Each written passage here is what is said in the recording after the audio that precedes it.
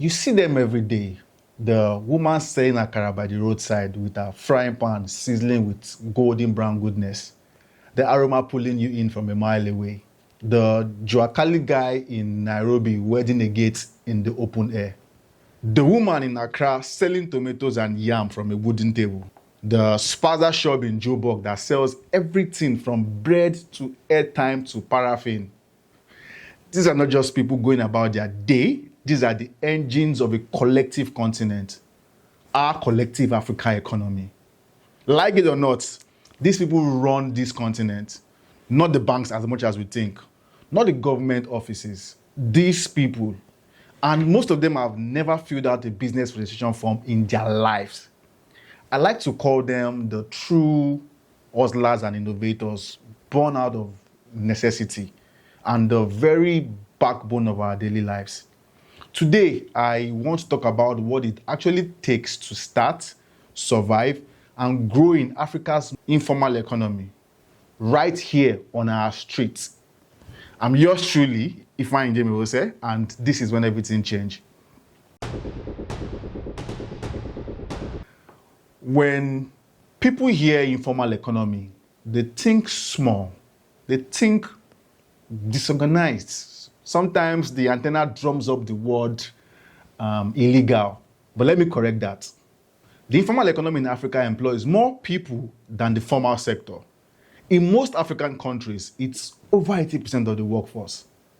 This is how most people on the continent feed their families, pay school fees, and build houses.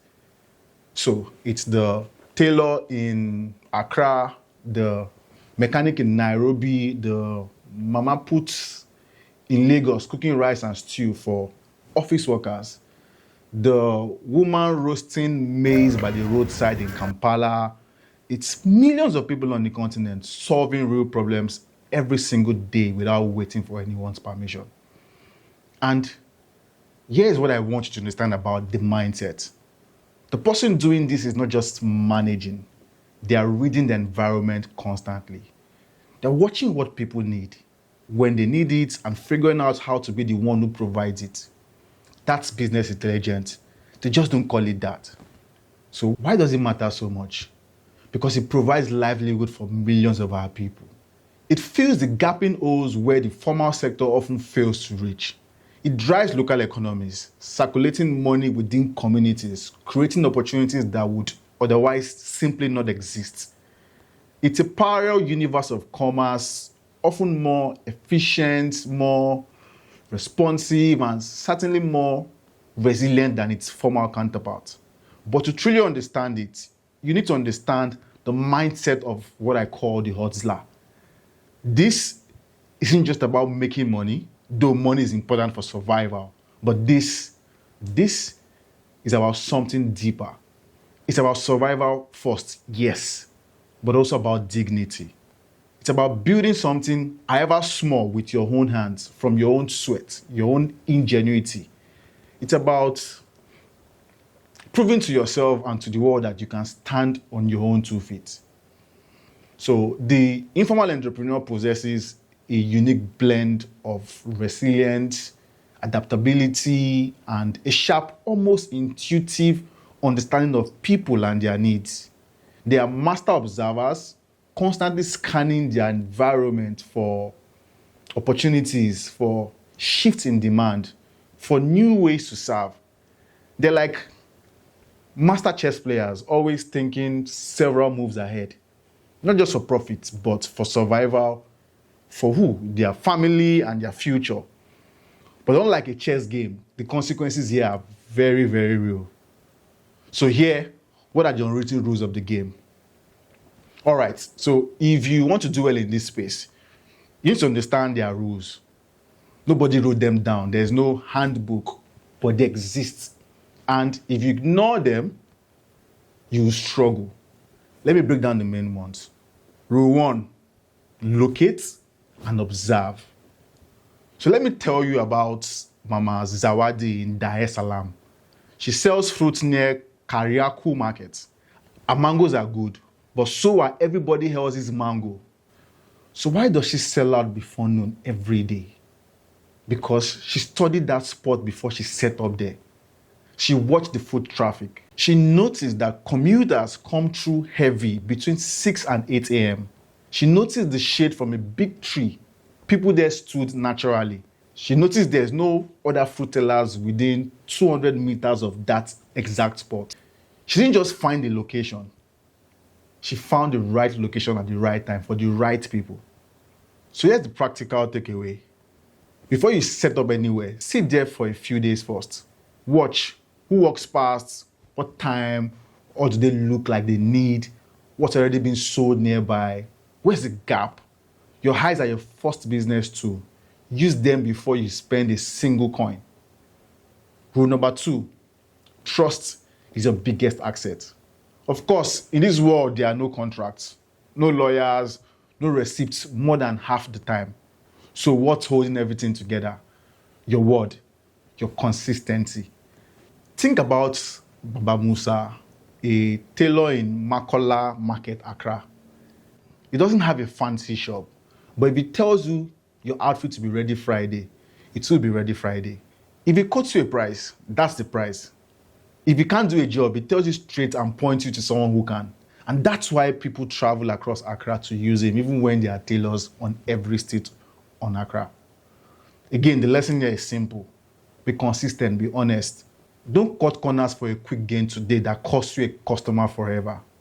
In this sector, word of mouth is everything.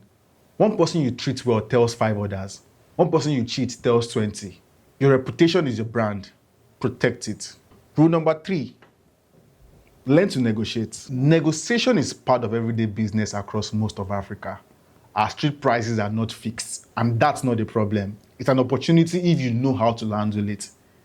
Take the coffee traders in Addis Ababa's Mercato. They know their costs, they know their margins, but they also know their customer. To throw in a little extra if you buy bulk, to hold a price for regular, to also adjust if the market shifts for that day. Practical advice, know your numbers, know what you paid, know what you need to make, but be flexible on how to get there. Sometimes giving a small discount today gets you a customer who comes back every week for the next 2 years. Think long term, not just transactions by transactions. Now, let me be straight with you. This is not easy. There are real problems, and let's talk about them honestly. And then let's talk about what people actually do about them. First challenge, where does the money come from? Most people in this space start with almost nothing. Maybe you saved the bit. Maybe a family member lent you something. Banks? Forget it. The requirement alone will send you home. But here's what works. Across this continent, people have built their own systems. In Nigeria, we have Esusu. It's equally called Ajo in some part of the country. In Kenya, they say Chamas. In Ethiopia, they say Ikub. In South Africa, Stokvels. The idea is the same everywhere. A group of people you trust contribute money regularly, and each person takes the full pot in rotation. It's a community-powered loan system. There's no bank, there's no interest rate, just trust. So let me give you a real example. In Gikomba Market, Nairobi, it's a big second-hand clothes market. There's a group of about 15 women who started a Chamas together. Individually, none of them could afford to import clothes directly, but together, pulling their monthly contributions, after a year, they had enough to import a full bill directly, cutting out the middlemen, getting better prices, and better margins. All of them benefited. The takeaway here is this: find your people, find your tribe, build trust, start small, be reliable. Okay, this system works because everyone keeps their word. That's the entry requirement, your integrity. Speaking of where money comes from, you are already active in the informal sector or you're planning to get in, and a bank has ever turned you away. Well, I have good news for you. Lenda was built for you. They provide fast, accessible financing for traders and small businesses, zero capital, credit in as little as 6 hours. No endless paperwork, just capital that moves at the speed of your hustle. So, head to tradelenda.com, and you can also find the link in the description. The second challenge is Infrastructure is against you. Power cuts, bad roads, insecurity. This is the reality across much of the continent. And it's not just annoying, it directly costs you money. But people adapt. In Nigeria, you hear the small generators they call I better pass my neighbor running everywhere. In Uganda, border riders get through traffic that cars can't even move in. In Ghana, shop owners are putting up small solar panels so they don't lose business every time the grid goes down. In Dar es Salaam, Dala operators fill transportation gaps that this formal system can't cover. The practical point is simple. Don't build your plan assuming everything will work perfectly. Assume the power will go. Assume the road will be bad. But plan around it. Budget for it. The people who do well in this space are the ones who have already accounted for those chaos. And now here's the third one, and that's regulation and harassment. And I get it. It's a frustrating one. The informal sector gets called unregulated. But the truth is the opposite. You often get taxed and levied by multiple people. The local government, the market associations, the area boys, police. And some of it is legitimate, but a lot of it isn't. So what works in this situation? Numbers. When you're alone, you're vulnerable. But when you are part of a group, a traders association, a market union, a cooperative, you have bargaining power. You can push back collectively in ways you never could alone.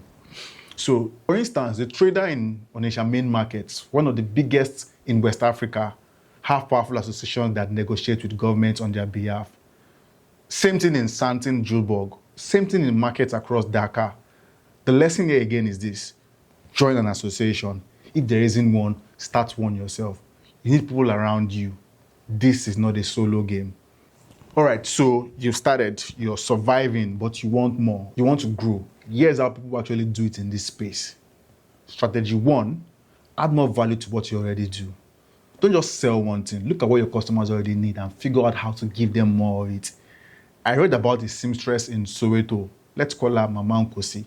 She started with mending clothes, simple repairs, but she noticed that customers always had to go somewhere else to buy fabric, buttons, and thread. So she started stocking those things. Now she's not just a seamstress, she's a one-stop shop. Her income went 4 times, and she's hired someone to help. The question to ask yourself, what else does my customer need that I could provide? You already have their attention, you already have their trust. What else can you offer them while they're right there in front of you? Strategy 2, the apprenticeship model. And this is something I really like a lot. So before we formally kicked off the WAC channel, I did a story on the apprenticeship model. But for some reason, I didn't edit and share it. It's just sitting there on my laptop. But perhaps maybe this would encourage me to do so. So here is it. The apprenticeship model is one of the most powerful growth tools on the continent, and it costs you almost nothing upfront. You take on someone young, you train them, they work with you while they learn. Eventually, they stay as your team or go start their own team, often staying connected to you for referrals and advice. The Igbo apprenticeship system in Nigeria is probably the most well-known version of the apprenticeship model. But you see it everywhere, in carpentry workshops in Kumasi, in mechanic yards in Nairobi, in hair saloons across Dhaka. It's how skills transfer. It's how business scale without needing a bank loan to hire a staff. Again, the key point is this. Treat your apprentices well. Teach them properly. Don't use them for cheap labor, because the ones you train well become your network. They send you customers. They call you for advice. They become your reputation working around in the world. Strategy 3, use technology, even simple technology. So you don't need to be a tech person. You just need a phone and the willingness to try something new. In Kenya, M-Pesa changed everything. Suddenly, people could send and receive money without a bank account. Just imagine market traders could accept payment from customers who didn't have cash on them. In Uganda, mobile money does the same thing M-Pesa does in Kenya. In Nigeria, some people still fulfill orders via WhatsApp, and some have simply plugged in with established tech operators like Glovo. I hear there's a food seller in Dar es Salaam. She used to only serve people who worked physically past her store. Then her son set her up on WhatsApp. Now she gets orders from offices 3 streets away and sends food via a delivery guy on bike. Her sales has doubled. She didn't learn to code. She didn't learn to use WhatsApp for business. That's it. Start with one thing. Maybe it's accepting mobile money. Maybe it's posting your product on WhatsApp status or Facebook. Maybe it's using a simple app to track what you're spending and earning. Pick one, get comfortable with it, then add the next one.